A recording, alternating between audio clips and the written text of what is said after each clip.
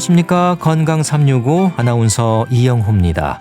구안와사, 와사풍으로도 불리는 질환이 안면마비입니다. 얼굴 신경이 마비되면서 얼굴의 한쪽이 비뚤어지고 한쪽 눈을 뜨고 감기가 어려워지기도 하는데요. 치료 시기를 놓치거나 적절한 치료를 받지 않았을 때 생길 수 있는 후유증의 위험도 있습니다. 갑자기 나타난 증상이어서 며칠 지나면 나아질 거라고 생각하는 분들도 많은데요. 일시적인 증상이 아니라 후유증을 남길 수 있는 위험일 수도 있어서 잘 분별할 필요가 있습니다. 안면신경마비와 그로 인한 후유증 잠시 후에 알아보겠습니다. 건강 365 조영필의 큐로 시작합니다. KBS 라디오 건강 365 함께하고 계십니다. 안면마비는 후유증에 대한 부담이 큽니다. 치료 시기를 놓치는 게 문제일 걸까요?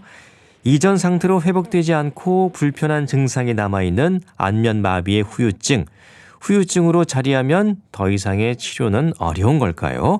경희대 한의대 침구과 김용석 교수에게 도움 말씀 들어보겠습니다. 교수님 안녕하십니까? 네, 안녕하세요. 네, 교수님이 안면마비, 구안와사, 와사풍 이 모두 같은 질환을 얘기하는 건가요? 이제 발음하기도 좀 힘들죠. 예. 네, 안면마비, 구안와사, 와사풍. 뭐 엄밀하게 말하면 약간의 차이는 있지만요. 네. 얼굴이 마비된 상태를 말하는 것을 볼 때는 뭐 거의 비슷한 질환이라고 볼 수가 있는 거죠. 예, 이 구안와사라는 표현은 그 TV 드라마에서 제가 처음 들어봤던 걸로 기억이 됩니다. 예, 이 한자를 좀 풀어서 설명해 주시면 좀 이해가 쉬울 것 같아요. 어떤 질환들인지. 그렇죠. 이제 먼저 안면마비라는 것은 안면신경마비라는 말이거든요. 그러니까 네. 대뇌 7번째 신경인 안면신경이 뭔가 원인에 의해서 움직임이 안 되는 거, 표정이 짓는 게 어려움이 있는 거, 그걸 이제 안면마비라고 이야기하는 것이고요. 이제 구안와사라는 것은 입구자에다가 눈 한자를 쓰고 와사는 삐뚤어졌다라는 거거든요. 예. 그러니까 얼굴에서 눈하고 입이 삐뚤어졌다. 그러니까 표정이 어떤 이상해졌다, 찌그러졌다 이렇게 얘기를 하는 거고요. 예. 저 와사풍이라고 얘기하는 것은 와사라는 것은 삐뚤어졌다라는 얘기고요. 풍이라는 것은 마비가 됐다. 이걸 얘기를 하는 거 제대로 작동하지 않는다 이거죠. 이거 바람 맞았다 이렇게 얘기를 하거든요. 그러다 보니까 와사풍이 들어가니까 이거 중풍 아닌가 이렇게 그렇죠. 걱정하는 분들 예. 상당히 많이 계시고요. 그러니까 구안와사나 와사풍이라는 것은 한의학적인 용어이고 표현이고 그다음에 안면마비라는 것은 뭐 서양의학적인 표현이라고 볼 수 있게 돼 있죠. 뭐 그러나 거의 비슷한 용어라고 보시면 됩니다. 예. 그 안면마비의 위험은 뭐 나이와 상관없이 누구에게나 올 수 있다면서요? 그 어린 아이들도 이제 안면마비가 올 생길 수 수가 있고. 있거든요. 아하, 예. 일단 이런 마비가 생기고 이제 풍자가 들여다 보니까 대부분 이게 어르신들이나 발생하는 것으로 그렇죠. 생각하는 경우가 많거든요. 근데 어린 아이들도 이제 올 수가 있고 또 임신부에서도 생길 수가 있어요. 그 대개 이제 어린 아이가 이런 병이 오게 되면 부모님들이 같이 따라오셔서 첫 번째 질문하시는 게 이제 애들도 이런 병이 생기나요? 어허. 이렇게 말씀을 하시거든요. 예. 이게 대부분 이 중풍처럼 오인하시기 때문에 이런 질문을 하시는 경우가 상당히 많거든요. 대개 이제 이런 경우는 나이와 상관없이 누구에게나 생길 수가 있어요. 네, 누구에게나 올 수 있다. 원인을 좀 알면 더 이해가 쉬울 것 같아요. 그렇죠. 이제 원인이라는 건 안면마비라는 것은 안면신경이 어떠한 원인에 의해서 마비가 됐다 이런 말이거든요. 예. 그러니까 안면신경의 마비를 일으킬 수 있는 것은 안면신경에 어떤 염증이 생겨서 붓거나 해서 압박되는 경우가 있고요. 그다음에 신경이 변성이 되는 경우가 있겠고 뭐 종양 같은 게 있어갖고 신경을 누를 수도 있겠고 그다음에 외부 손상이 뭔가 찔려서 이게 신경이 손상이 될 수도 있고 그다음에 혈액순환이 안 돼서 뭐 이런 마비가 생길 수도 있다 이렇게 볼 수 있거든요. 그러니까 안면신경이 여러 가지 원인에 의해서 표정 근육에 완전하거나 또는 부분적인 마비가 일어나는 게 안면마비라고 보는데요. 대부분의 경우는 한 70%가 벨마비라고 해서 특별한 이유 없이 특발성으로 생기는데 대개 원인이 감기하고 비슷한 비슷한 바이러스 때문에 생기는 경우가 상당히 많이 있어요. 그래요? 예. 그러다 보니까 감기는 남녀노소 누구에나 걸릴 수 그렇죠. 있잖아요. 예. 그러니까 아이들한테도 생길 수 있는 거고요. 그렇다면 문제는 뭐냐면 그러면 같은 바이러스에 의해서도 어떤 사람은 걸리고 어떤 사람은 안 걸리잖아요. 맞아요. 예. 그 얘기는 뭐냐면 면역력이 그만큼 중요하다는 거예요. 예. 외부 환경에 어떤 변화가 일어났을 때 그거를 대응할 수 있는 힘이 나한테 있으면 그거를 물리칠 수는 있지만 그 힘이 떨어지면 이런 병처럼 생기고 감기 걸린 바이러스가 들어와 염증이 생기고 부으면서 신경을 압박해서 이런 병이 생길 수 있다. 이렇게 보시면 됩니다. 네. 그러니까 평소에 면역력을 어떻게 갖느냐가 상당히 중요하겠네요. 그렇죠. 이런 예. 일종의 감염병들은 무엇보다도 면역력이 상당히 중요하죠. 그러니까 너무 극도의 피곤함을 갖는다거나 너무 무리해서 또 어떤 일을 한다거나 하면 이런 증상이 갑자기 올 수가 있겠네요. 예. 그렇죠. 되게 뭐 과로한다든지요. 그러니까요. 아니면 잠을 못 잔다든지요. 아니면 신경을 많이 썼다든지요. 밥을 잘 안 먹었다든지 뭐 이렇게 되면 이런 현상이 생길 수가 있어요. 그 사실 원인은 뭐 바이러스로 하지만 그것보다 중요한 건 내 몸의 상태가 훨씬 더 중요한 것이죠. 그렇죠. 그 안면마비 경험한 분들 얘기를 들어보면 갑자기 비뚤어졌다. 정말 어제까지 아무 일 없었는데 아침에 일어났더니 갑자기 이렇게 됐더라. 이런 얘기를 하시거든요. 그렇죠. 여러분 이제 되게 깜짝 놀라시는 그렇죠. 경우가 많은데 그래서 이제 이걸 이제 풍병이라고 얘기를 하는 거예요. 풍병이라는 건 바람 맞았다는 얘기잖아요. 예. 근데 바람의 특징이 뭐냐면 빨리 왔다가 빨리 사라져 버리는 거예요. 우리가 태풍도 마찬가지잖아요. 바람같이 왔다가 바람같이 사라져 버리는 거잖아요. 네. 그러니까 갑자기 오는 것이 대부분의 특징이고요. 경우에 따라서는 천천히 오는 경우도 있는데 그게 어느 정도까지 하루가 다르게 이제 변화가 생기는 거거든요. 대개 한 길게 보면 한 일주일 정도 병이 점점 심해지는 경향이 있어요. 어허. 그러다 보니까 이런 병 같은 경우에 뭐 몇 달 지나도록 점점 이렇게 진행되는 경우는 거의 없고요. 예. 대개는 하루에서 그다음에 일주일 그 사이에 병이 급속도로 마비가 증상이 증가되는 그런 형태가 나타나게 되지요. 네.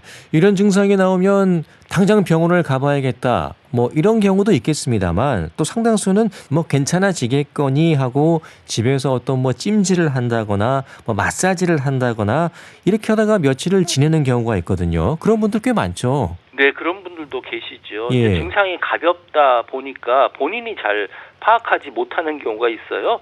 왜냐하면 자기 얼굴은 자기가 못 보잖아요. 거울 보지 않고서는 못 보는데 거울을 보는 경우 그렇게 많지 않은 경우거든요. 그러다 예. 보니까 다른 사람이 보고 너 얼굴 왜 이래? 이상하다? 이렇게 생각해서 맞아요. 그 얘기 듣고 오시는 분들이 상당히 많이 있고요.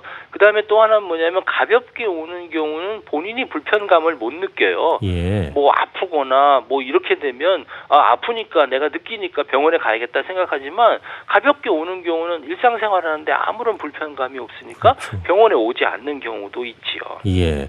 그 병원에 오는 환자분들 보면 주로 어느 정도 상태로 오나요?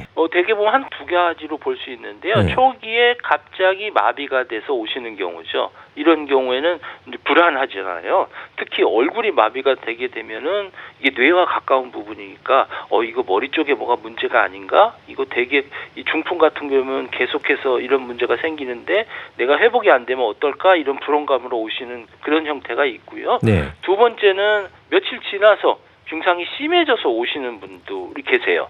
그러니까 앞에 말씀대로 한 일주일 정도 이게 뭐 괜찮겠지 좀 지켜보자. 하다가 네. 지켜보다가 그다음에 이제 더 이상 안 되니까 오시는 그런 경우도 있고요. 예. 또 한 분은 어떤 경우가 있냐면 잘 낫지 않으니까 후유증이 있어서 그 후유증 때문에 오시는 분도 계시죠. 아, 잘 낫지 않아서 좀 네네. 꽤 기간이 경과하신 분들이겠네요. 예.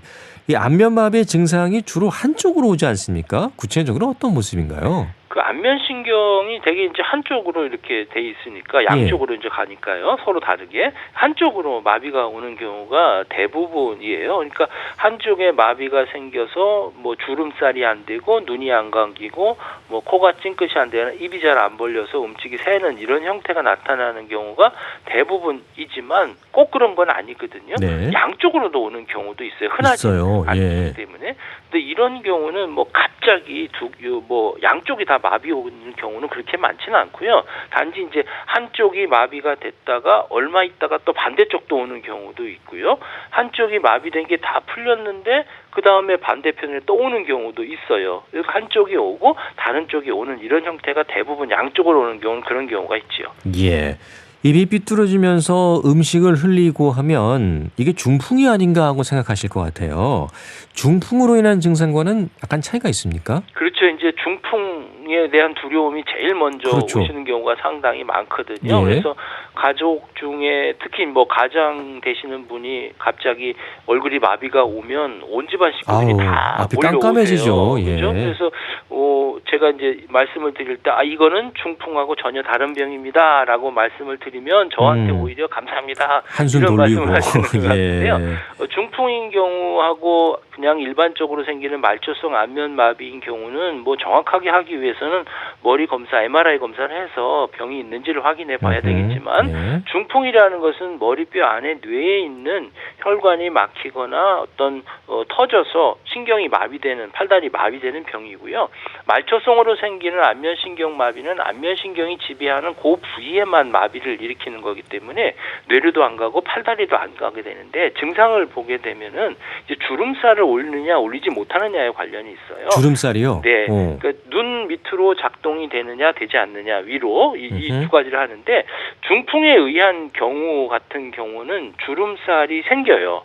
그리고 밑에는 마비가 되고요. 예. 그렇지만 말초성 마비가 되는 경우는 주름도 안 되고 입도 안 되는 거죠. 그리고 왜 그러냐면 이 중풍을 위한 뇌에 의한 것은 양쪽으로 가기 때문에 한쪽이 마비되더라도 반대쪽에서 오는 신경이 있어서 그럴 수가 있거든요. 예. 그렇지만 말초성인 것은 그 부위에만 있기 때문에 주름도 안 되고 코가 찡긋도 안 되고 입도 안 되는 그런 형태가 나타나게 되지요. 네. 이게 실제 별다른 치료 없이 좋아지는 경우도 꽤 있습니까? 그런 경우도 뭐 있긴 있습니다. 가볍게 오는 경우는 그럴 수 있거든요.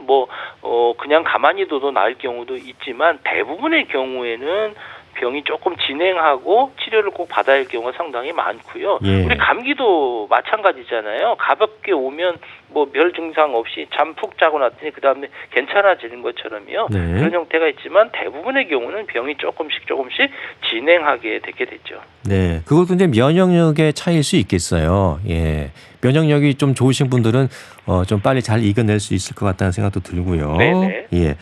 자, 많은 분들이 부담을 느끼는 게 후유증이거든요. 네. 안면마비 치료받고 난 후에도 음식을 먹을 때마다 뭐 한쪽 눈이 감긴다거나 없던 증상이 생겼다라고 호소하는 분들이 있습니다. 후유증의 증상이 다양한가요? 네, 안면마비가 되면 이제 치료의 목표가 한 두 가지가 되는데요. 첫 번째는 빨리 치료해서 완전히 회복되는 경우고요. 두 번째는 어느 정도 치료되다가 이제 멈추고 그 다음에 이제 후유증기에 돌아갈 경우가 있기 때문에 후유증을 없이 빨리 회복되는 것, 뭐 이런 것들이 크게 보면 두 가지 목표가 되는데 후유증도 대부분의 한 2개월 치료해도 큰 변화가 없거나 이런 경우에 한 30%가 발생할 수 있고요. 그 중에 한 5%는 장기간 이런 후유증으로 고생하시는 분들이 상당히 많은데요. 그 증상들은 뭐가 있냐면 눈에 어떤 불편감이 생길 수가 있어서 시력이 떨어지는 경우도 있고요. 네. 뭐 눈이 떨리는 경련도 있을 수 있고, 그다음에 얼굴이 막 비대칭이 생길 수도 있고, 그다음에 이제 악어 눈물이라고 해서 평상시에 눈물이 날 정도 상황이 아닌데도 뭐 눈물이 흐르는 거죠. 음식을 드시는데도 막 눈물이 흐르는 이런 형태가 나타나고요.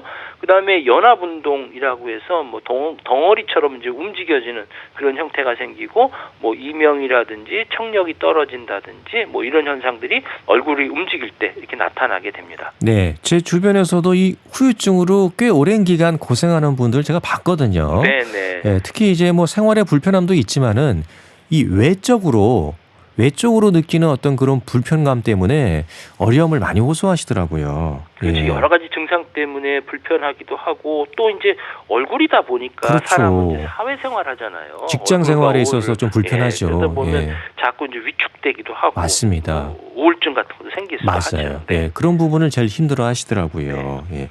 안면 근육이 수축된다고 하는데 이 수축이라는 게 어떤 의미일까요? 뭐 안면 근육 수축은 뭐 안면 구축 뭐 이렇게 얘기도 하는데요. 예. 얼굴 근육이 뻣뻣하게 느껴지면서 또 심하면 눈꺼풀 틈새가 좁아지고 입꼬리가 올라가고 그러면 비정상적으로 얼굴에 주름이 깊어지는 현상이 생기거든요. 팔자주름 이게 생기면서 이걸 이제 구축되었다 이렇게 얘기하는 거죠. 예. 그 마비로 인해서 안면 근육이 짧아진다는 건가요?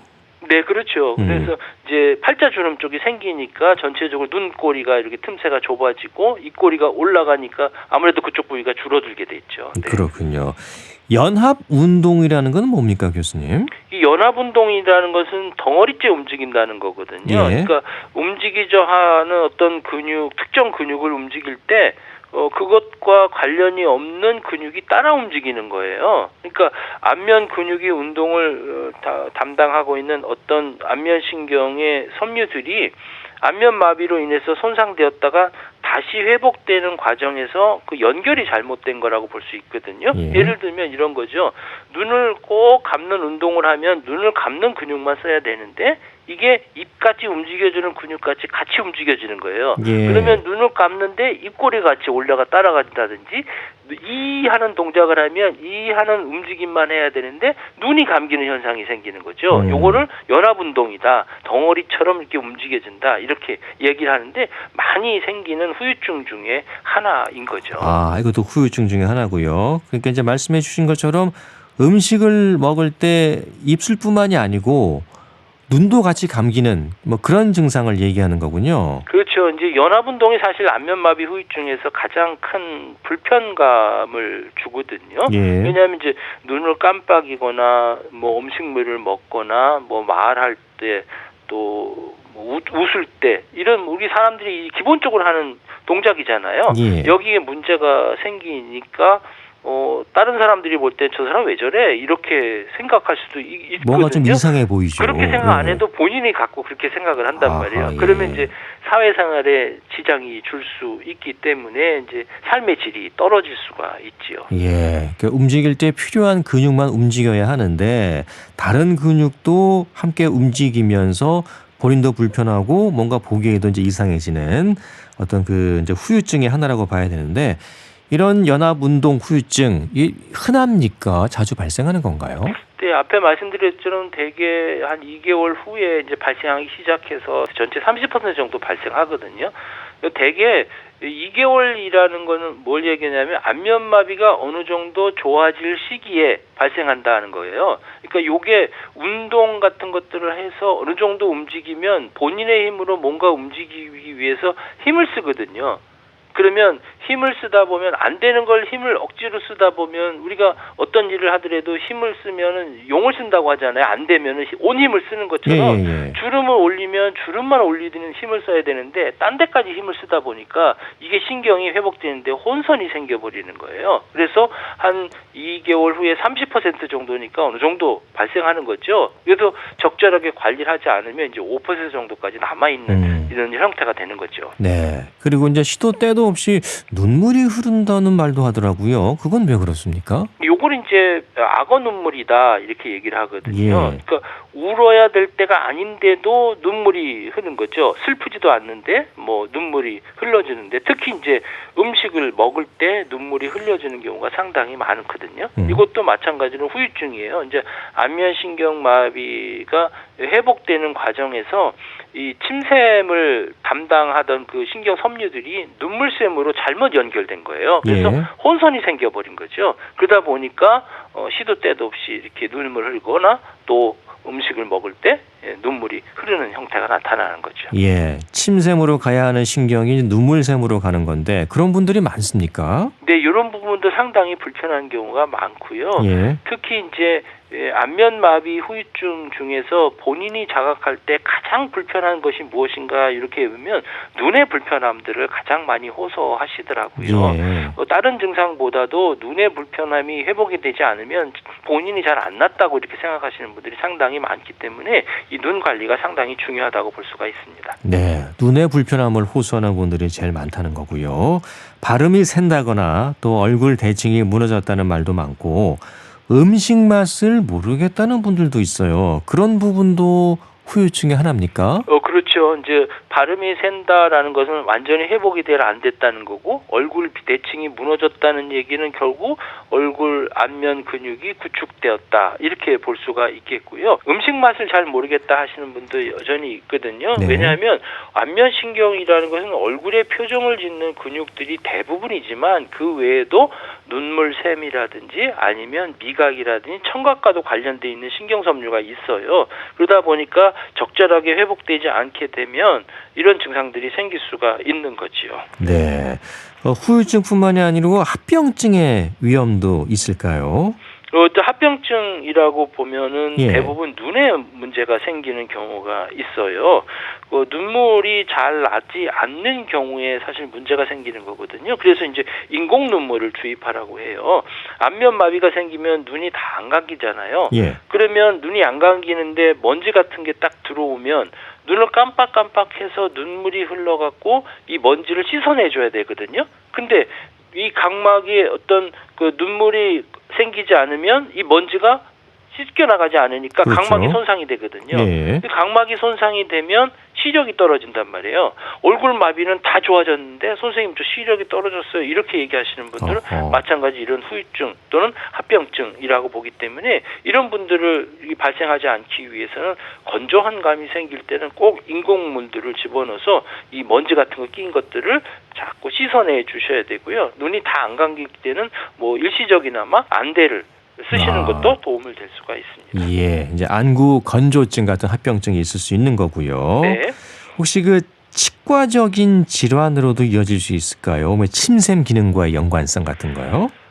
그런 경우에는 뭐 미각이 떨어지다 보니까 움직임이 없어서 그럴 수는 있겠지만 예. 뭐 치과적으로 그렇게 연결되는 경우 그렇게 많지는 않고요. 아무래도 운동이 떨어지면 침샘의 역할들이 떨어지니까 소화도 잘 안 되고 그다음에 뭐 치석 같은 것도 생길 수도 있겠고 또 침샘의 어떤 기능이 문제가 생기면 통증도 생길 수 있고 또 2차적인 문제가 생길 수도 있고요. 안면마비가 사실은 이 후유증으로 인해서 침샘에 어떤 영향을 주기보다는 침샘에 문제가 있어서 2차적으로 안면신경에 어떤 문제를 일으킬 수는 있겠죠. 예. 자, 이런 후유증과 합병증의 위험을 예방하기 위해서라도 초기에 잘 치료를 해야 될 것 같은데요. 치료 방법은 어떻게 하나요? 저희가 이제 안면마비 치료하기 위해서는 제일 먼저 감염에 의해서 어떤 염증으로 인해서 신경이 주위에 있는 것이 붓고 그다음에 신경을 압박해서 생기는 경우가 있기 때문에 네. 1차적으로 초기에는 염증이 생기는 것들을 좀 줄여주는 치료를 하게 되고요. 예. 그다음에 그 다음 단계에 넘어가면은 신경들을 회복시켜 주는데 더욱 도움을 줄 수 있는 치료 방법을 하게 되거든요. 그래서 초기에는 뭐 우리 한방 치료뿐만 아니라 경우에 따라서는 스테로이드 약약 처방을 같이 써서 염증을 빨리 없애주고 환자분들이 고통을 줄여주는 치료를 하고요. 예. 그리고 치료가 지난 다음에 더 적극적으로 한방 치료를 통해서 침 치료를 통해서 마비된 것들을 회복시켜주고 혈액순환을 좋게 해주는 치료를 병행하게 되지요. 예. 경우에 따라서 이제 스테로이드제를 처방하는군요. 네네. 예. 한방에서도 그렇습니다. 침 치료하고 혹시 약물 치료도 진행되나요? 네, 한방에서는 뭐 침 치료뿐만 아니라 이제 약물 치료를 같이 병행을 하게 되는데요. 예. 1차적으로 이제 양방에서 이제 스테로이드 약들을 처방을 같이 받고요. 그다음에 이제 한방 치료 중에서 한약도 처방하는데 이런 경우는 스테로이드와 유사한 약품은 쓰지는 않고요. 앞에도 말씀드렸지만 이 병이 발생된 원인이 일종의 바이러스지만 그 이전에 원초적으로 내 면역력과 관련이 있다고 말씀드렸잖아요. 그렇죠, 맞아요. 그러니까 예. 스트레스라든지 과로라든지 이런 부분들을 관리할 수 있는 전신을 조절할 수 있는 한약 처방을 하게 되고요. 그다음에 뭐 전기 치료 같은 것이나 아니면 운동 치료 같은 것들을 같이 병행하게 되지요. 네. 이런 안면마비 치료에 있어서 어떤 그 빨리 해야 되는 골든 타임 같은 게 있습니까? 모든 병이 다 그렇죠. 이제 골든 타임이라는 게 있는데요. 우리는 예. 이래서 요거를 333 법칙이라고 이야기를 하거든요.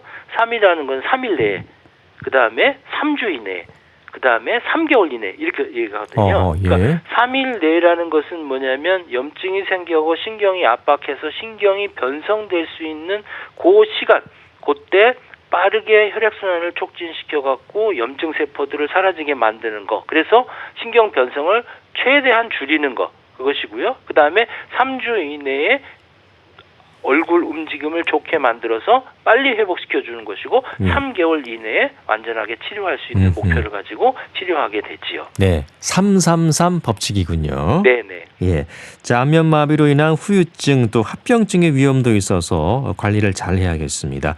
후유증 증상을 완화할 수 있는 어떤 운동법은 없을까요? 네, 후유증이 이제 신경이 회복되는 데에 혼선이 왔다 이렇게 말씀드렸잖아요. 예. 그러니까 움직임이 어느 정도 되고 있을 때 움직임을 더욱더 좋게 하기 위해서 힘을 쓰다 보니까 이런 현상이 생기는 거거든요. 네. 그래서 이런 경우에는 천천히 움직이는 연습을 해 주셔야 돼요. 그래서 이마로 움직이는 건 이마만, 코로 찡긋하는 건 코로 찡긋하는 것만, 입으로 이 하는 건 이 하는 것만 움직임을 해야 되는데, 이런 경우에 좋은 방법은 뭐냐면 이마를 움직인 경우에는 손가락을 가볍게 이마 부위에다 대고요. 그다음에 움직이지는 않지만 본인이 반대편이 움직이는 것을 따라서 손가락으로 그게 움직여주는 그런 운동을 통해서 신경으로 하여금 요것만 움직이게 해야 하는 것들을 훈련을 하는 것이 필요하거든요. 네. 그렇지 않고 운동을 하고 해서 힘있게 운동하다 보면 안 올라가다 보니까 입꼬리도 같이 올려서 이제 신경이 혼선이 있을 수가 있으니까 무엇보다 중요한 것은 천천히 그리고 체계적으로 이렇게 하시는 게 좋겠고요. 또 얼굴 중에 이제 코 있는 부위에 근육이 많이 뭉칠 수가 있어요. 예. 그러다 보면 좀 불편한 감이 생길 수도 있고 후유증이 생길 수 있기 때문에 코 주위에 있는 부분을 근육을 가볍게 손가락으로 눌려서 바깥쪽으로 밀면서 이렇게 마사지를 해주시고 제압해 주시는 게 좋겠고요. 얼굴은 따뜻하게 찜질을 통해서 혈액순환을 좋게 해주시는 게 좋을 것 같습니다. 네, 평소에 또 면역력을 잘 유지하고 너무 무리하지 않는 것도 필요하겠습니다. 예, 오늘 안면마비에 대한 얘기 들어봤습니다. 고맙습니다. 네, 감사합니다. 경희대 한의대 침구과 김용석 교수와 함께했습니다. KBS 라디오 건강 365 함께하고 계십니다. 산울림의 개구쟁이 듣고 계속 이어가겠습니다.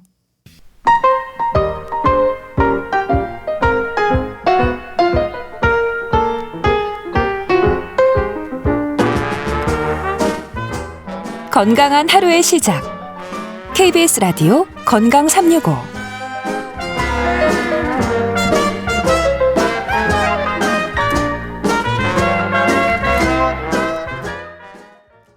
KBS 라디오 건강 365 함께하고 계십니다. 주말에 건강 책 정보 북칼럼니스트 홍순철 씨와 함께하겠습니다. 어서 오십시오. 네, 안녕하세요.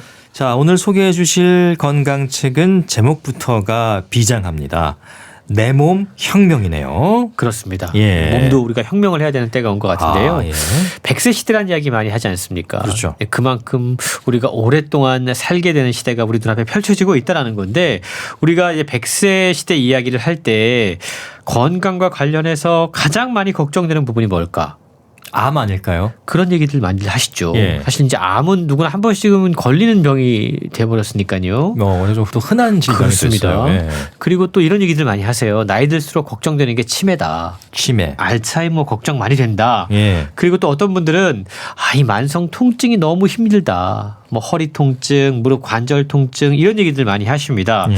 그런데 오늘 소개해 드리는 내 몸 혁명이라고 하는 책은 100세 시대를 살아가는 현대인들이 알츠하이머라든가 암이라든가 치매라든가 디스크라든가 이런 것보다 더 챙겨야 하는 중요한 건강 문제가 하나 있다. 뭡니까? 라고 이야기해요. 음. 혈관 노화다. 혈관의 노화. 사실 혈관이 노화가 되면 예. 여러 가지 부작용들이 발생하게 그렇죠. 됩니다. 예. 혈압의 문제, 혈당, 콜레스테롤, 요산, 중성지방, 지방간 이런 문제들이 발생하게 되는데, 이렇게 이런 문제들을 일으키는 혈관 문제를 잘 관리함으로써 심각한 혈관과 관련된 합병증이 생기지 않도록 하는 것이 상당히 중요하다. 이렇게 이야기를 하고 있는데요. 예. 그렇다면 왜 혈관 노화가 생기는 걸까? 그 질문에 대한 답을 찾아야 한다는 겁니다. 예. 책은 본격적으로 혈관 노화가 시작되는 출발점이요, 뱃살이 붙으면서 허리둘레가 늘어나는 때다라고 이야기를 해요. 그래서 이 책의 부제는 뱃살과 질병 없이 살려면 숫자보다 몸을 바꿔라 라고 이야기를 하고 있는데요. 네. 우리가 비만 다이어트 할 때 많은 분들이 체중계 몸무게를 보고 몇 킬로그램 또 칼로리 몇 이렇게 숫자를 그렇죠. 좀 중시하게 혈압 얼마 숫자에 생각하죠. 집착하게 되죠. 근데 이 책은요. 뱃살과 체중을 줄이고 혈압, 혈당, 중성지방, 콜레스테롤 이런 각종 대사 이상에서 벗어나려면 단순히 체중계의 눈금이 아니라 내 몸 자체를 바꿔야 한다. 이렇게 이야기를 하고 있는 겁니다. 책에는 근본이란 단어가 자주 등장을 하게 되는데요. 100세 시대를 지키는 근본 그리고 모든 만성 질환을 치료하거나 예방하는 근본이 다름 아닌 대사에 있다라고 이야기를 하고 있습니다. 네, 저희 건강 365를 통해서도 뭐 혈관 건강 문제 또 대사 지질 문제 이런 거 많이 짚어드렸었거든요. 예. 박용우 님이 저자인데 어떤 분이신지도 궁금하고요. 건강의 기본이 되는 대사 문제를 해결해야 된다는 거잖아요. 그렇습니다. 사실 대사라고 하는 걸 조금 쉽게 좀 설명을 해드리면 생명을 가지고 있는 것은 생명을 유지하기 위해서 음식을 먹고 영양소를 섭취를 하고 이걸 소화 흡수하고 체성분으로 하고 에너지원으로서 저장하게 됩니다. 그리고 이거 적당히 분해하고 에너지를 이용을 해서 각종 생체 활동을 하게 되죠. 이러한 모든 활동들을 일컬어서 우리가 대사라고 부릅니다. 네. 그런데 이러한 대사 활동에 문제가 생기면 이걸 대사 이상이라고 부르는데요.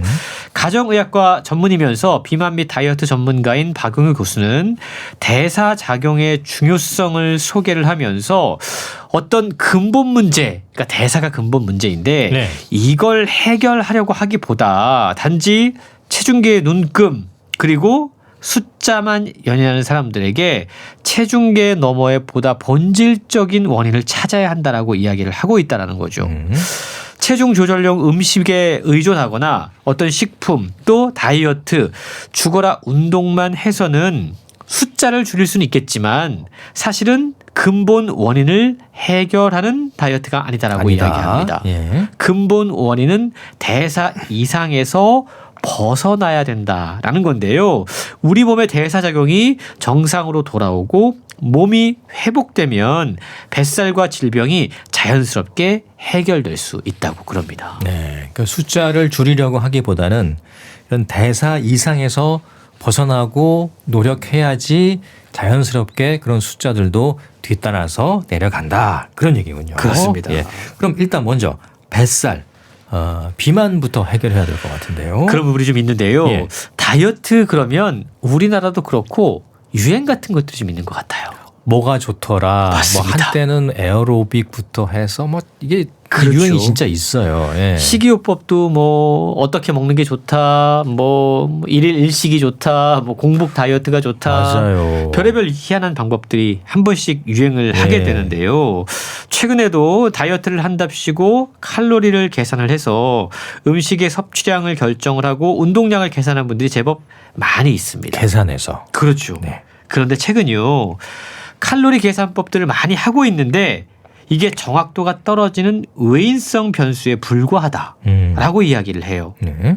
그보다 훨씬 더 근본적인 문제, 대사 이상, 그러니까 에너지 항상성 조절 장애라든가 대사 유연성 저하, 이런 개개인의 내인성 변수, 외적인 요인이 아닌 자기 몸 안에 내적인 변수를 고려하지 않고 그냥 숫자 계산해서 음식 섭취하는 건 잘못된 것이다라고 지적하고 있는 거죠. 예. 예를 들어서 똑같이 짜장면 한 그릇을 먹었는데 어떤 사람들은 바로 살로 가고 어떤 사람들은 살이 안 찝니다. 예. 이게 왜 그럴까? 두 사람의 몸이 다르기 때문이에요. 다르기 때문에 그런 거겠죠, 당연히. 그러니까 예. 칼로리를 계산해서 먹어봐야 몸이 다른데 그 몸이 다른 걸 인정하지 않고 계산만 해봐야 아무 소용이 없다라는 겁니다. 예. 그러니까 우리 몸이 각자 다 탄수화물을 처리할 수 있는 능력이 다른데요. 처리할 수 있는 능력이 좋으면 하루 세 끼 밀가루를 먹어도 살이 안 찔 수 있는 거고요. 네. 그리고 탄수화물을 처리하는 능력에 이상이 생기면 그냥 옆 사람이 먹고 있는 라면이 맛있어 보여서 한 젓가락 먹었는데 예. 바로 살로 가는 분들도 계십니다. 예. 이게 바로 칼로리 계산이 소용없다라고 라고 하는 의미인데요. 무엇을 얼마나 먹는가를 계산하기 전에 자신의 몸 상태를 먼저 확인하는 것이 중요하다라는 이야기를 하고 있는 거죠. 망가진 몸을 먼저 회복시켜야지 몸이 망가진 상태에서 아무리 칼로리만 따져서 적게 먹는다고 해서 효과가 나타나지 않는다라는 점을 우리는 기억해야 된다는 겁니다. 네. 그 비슷하게 같이 먹는데도 어떤 분은 살이 상대적으로 더 찌는 경우도 있고 뭐 덜 찌는 경우도 있고 심지어 또 살을 더 찌워야 되는데 고민하시는 분들도 그렇게 많이 드시는데도 맞습니다. 불구하고 네. 예. 그럼 뭐 술도 다르잖아요. 주량 다르듯이. 그렇죠. 사람마다 다를 수 있다는 건데 아무튼 망가진 몸을 회복시켜야 한다. 그래야 진정한 다이어트 효과를 얻을 수 있다는 거잖아요. 그렇습니다. 건강검진들 1년에 한 번씩 이렇게 받으시잖아요. 예. 사실 나이가 들면 뭔가 하나가 이상이 보입니다. 하나만 있으면 다행이에요. 한 너댓 개 나옵니다. 혈압, 혈당 이런 데에 문제가 생기고 당뇨 이런 얘기 수치가 좋지 않으면 의료진들이 꼭 하는 이야기가 있어요. 체중을 줄이세요. 그렇죠. 예. 체중 조절하시라. 그렇죠. 맞습니다. 근데 만약에 체중을 줄이십시오라는 권고를 받으면 뭘 하려고 하죠? 체중 덜 먹어야죠. 그렇죠. 그리고 운동도 해야 되고. 운동하려고 하고 다 그런 계획을 세웁니다. 그렇죠. 그런데 최근요. 75kg을 70kg으로 줄이겠다라는 식의 체중계 눈금을 목표로 정하는 건 이건 잘못된 접근이다. 잘못됐다. 라고 예. 이야기합니다. 숫자가 중요한 게 아니라 근본을 바꿔야 된다는 이야기인 거죠. 체중계 눈금이 중요한 게 아니라 각종 우리 몸의 대사 이상이 정상 수준으로 돌아오는 건강 체중이 목표 체중이 되어야 한다는 거죠. 그러니까 똑같은 키라고 하더라도 어떤 사람은 몸에 따라서 뭐 70kg이 건강 체중일 수 있는 거고 예. 어떤 사람은 65kg가 건강 체중일 수도 있는 거고 다 각각 다를 수 있다는 겁니다. 그래서 그 자신의 몸을 먼저 파악을 해야 되는데 체중이 많이 나올수록 당뇨병과 심혈관 질환 발생 위험 그리고 사망률이 올라간다. 이런 연구 결과들이 쏟아지면서 비만이 만성 질환의 주요 원인으로 자리를 잡았습니다. 그러면서 많은 사람들이 살찐다, 비만 그러면 많이 먹어서 또는 운동을 안 해서라고 생각들을 많이들 하세요. 그렇죠. 그런데 이 책의 저자인 김용호 박사는 아니 비만은 많이 먹어서 생기는 병이 아니다라고 이야기를 해요. 신진대사가 무너졌기 때문에 많이 먹는 증상이 나타나는 거고 그로 인해서 계속 체지방이 증가하는 비만은 일종의 만성 질환이다라고 이야기를 하고 있는 건데요. 대사 유연성이 떨어지면 먹으면 그게 바로 살로 가니까 비만, 그러니까 이걸 전문용어로 이야기하자면 대사 이상 체중이 나타나게 된다는 겁니다. 네, 뭐 뱃살에 대한 걱정은 많이 하죠. 뭐 저도 개인적으로 하고 있고 뱃살 건강해 보이시는데요.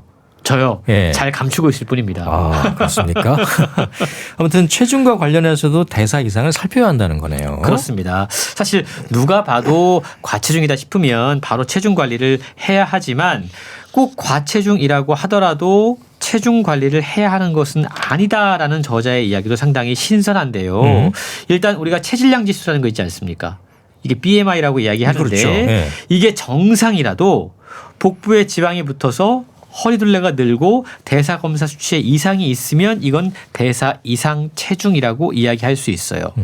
흔히 마른 비만이라고 불리는 이런 사람들은 BMI가 정상 범위 안에 있어도 체중 관리를 시작해야 한다고 그럽니다. 건강한 정상 체중으로 돌아가는 방법이 있는데요. 근본을 고치라고 말씀드렸잖아요. 네네. 인슐린 저항성을 개선하는 겁니다. 이걸 통해서 대사 유연성을 다시 살리는 건데요. 최근 언론을 통해서 대사 증후군 환자가 늘고 있다. 라는 소식이 들려오고 있어요.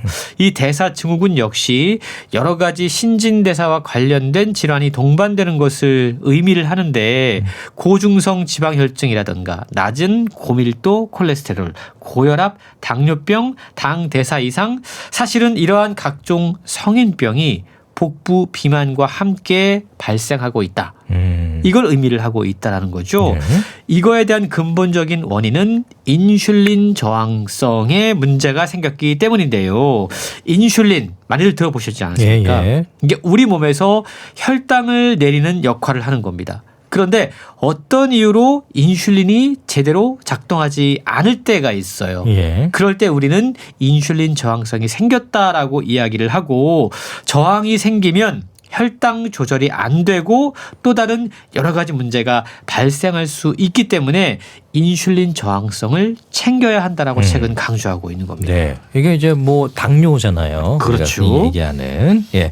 그러니까 인슐린 저항성을 낮추고 대사 기능을 회복하기 위한 방법에 대해서 그럼 책에서 어떤 설명을 내놓고 있습니까? 여러 가지 설명들이 소개가 되고 있고 네. 좋은 건강 비법들이 소개가 되고 있는데요. 사실은 인슐린 저항성을 개선할 수 있는 가장 좋은 방법은요. 간헐적 단식. 간헐적 단식. 네, 많이 들어봤어요. 이것도 한동안 유행했던 다이어트 맞습니다. 기법이라고 이야기할 수 있는데 네. 간헐적 단식은 유행하는 다이어트 방식이 아니라 실제로 인슐린 저항성의 치료 방법으로 활용되고 있다고 그럽니다. 네. 간헐적 단식은 일정 시간 동안 공복하는 거예요. 예. 속을 비우는 겁니다. 왜냐하면 몸에 어떤 음식이 들어오면 혈당이 늘어나고 이걸 조절하기 위해서 췌장에서 인슐린 호르몬을 분비하는데 이 과정이 계속 반복이 되면 인슐린에 대한 저항성이 생겨서 혈당 조절에 어려움을 겪게 됩니다. 그렇게 되면 이것 때문에 비만의 문제가 생기는 거고 당뇨병 같은 심각한 질환에 노출된다는 건데요. 그래서 음식 먹는 시간을 갖지 않으면 인슐린 분비가 줄어들게 되고 저항성에 관리할 수 있는 상태에 이르게 된다는 거죠. 예. 우리가 간헐적 단식을 통해서 일정 시간 공복 시간을 갖게 되면 이게 혈당 안정에 도움이 될 뿐만이 아니고 인슐린 분비를 감소시킵니다. 그리고 이게 우리 몸속의 밸런스 유지를 통해서 건강 측면에서 상당히 좋은 이점들이 많이 있다고 그러는데요. 운동도 인슐린 저항성을 개선하는 데 도움이 된다고 그래요. 근데 모든 운동이 다 그런 게 아니라 인슐린 저항성 개선에 효과적인 운동 방법이 있다고 그럽니다. 최근 연구 결과에 따르면 인슐린 저항성을 개선하기 위해서는 아침보다는 저녁에 시간을 내서 운동하는 게 예. 훨씬 더 효과적이라는 사실이 밝혀졌다고 그럽니다. 예. 그리고 근육량이 많을수록 인슐린 저항성이 낮다라는 것도 확인된 사실인데요. 그래서 근력 운동을 통해서 이 근육량을 늘리게 되면 인슐린 저항성도 개선이 된다라는 부분을 기억하면 좋을 것 같습니다. 네, 단순히 질량계에 찍히는 숫자뿐만이 아니고 체질량 지수에 관심을 가져야 하고 또 근육량을 늘리기 위한 그런 노력도 있어야 하지 않을까 싶습니다. 책에서 그럼 가장 강조하는 부분은 뭡니까? 근본이라고 제가 말씀을 드렸죠. 예. 결국 대사 이상을 관리해야 된다라는 건데요. 그걸 위해서 무엇을 어떻게 할 것인가에 대한 방법들이 책에 자세히 소개가 되고 있습니다. 간단하게 우리가 할 수 있는 방법은요. 의자 중독에서 벗어나는 겁니다. 앉아 있는 거. 그렇죠. 예. 앉아 있을 때는 이게 사실 인류 최악의 발명품의 의자란 말이 있을 만큼 앉아 있는 자세가 우리의 건강에는 상당히 좋지 않은 자세라고 그래요. 예. 그래서 자꾸만 일어나서 움직이는 것이 인슐린 저항성에 개선시키는 데 좋은 도움이 된다고 그러고요. 그리고 우리가 생체 리듬이라고 해서 이 서카디안 리듬이라는 표현을 책은 쓰고 있는데 낮과 밤에 따른 생체의 24시간 주기를 회복하면 건강한 정상 체중을 만드는데 도움이 된다고 그래요. 그러니까 규칙적인 생활을 하라는 거죠. 자는 시간, 일어나는 시간, 일하는 시간 이런 것들을 통해서 건강한 정상 체중을 회복하는 거고요. 예. 여기에 평상시에 스트레스가 쌓이지 않도록 잘 관리하는 것도 필요하다고 그럽니다. 참 어려운 부분이긴 한데 예. 건강과 관련해서 스트레스 관리가 정말 중요하다는 건 반복적으로 지금 여러 책에서 강조가 되고 있는 부분이고요. 뿐만 아니고 최근에는 대사 이상을 해결하는 비만 치료제가 등장했습니다. 이것과 관련해서도 여러 가지 논란이 있긴 하지만 어쨌든 이 비만 치료제가 건강 체중으로 돌아갈 수 있는 가능성을 높여주는 것만은 분명한 사실이라고 그럽니다. 그리고 약도 각자 자신에게 이로운 방향으로 똑똑하게 활용하면 분명히 도움이 될 수 있다고 그러는데요. 책에 보면 구체적으로 대사 이상 체중을 건강 체중으로 바꿀 수 있는 그래서 망가진 몸을 근본적으로 회복할 수 있는 4주 프로그램이 소개가 되고 있어요. 4주면 우리 몸을 근본부터 바꿀 수 있다고. 4주 만에. 그렇습니다.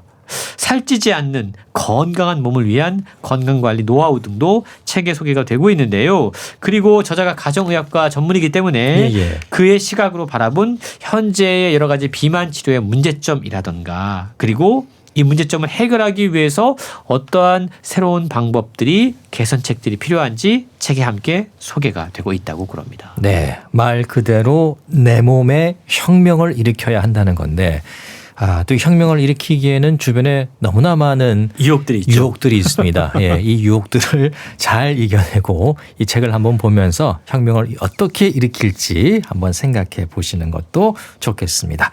자, 오늘 소개해 주신 책 내 몸 혁명 잘 들었습니다. 고맙습니다. 고맙습니다. 북칼럼니스트 홍순철 씨였습니다. KBS 라디오 건강 365 정미조의 귀로 들으면서 모두 마치겠습니다. 아나운서 이영호였습니다. 고맙습니다.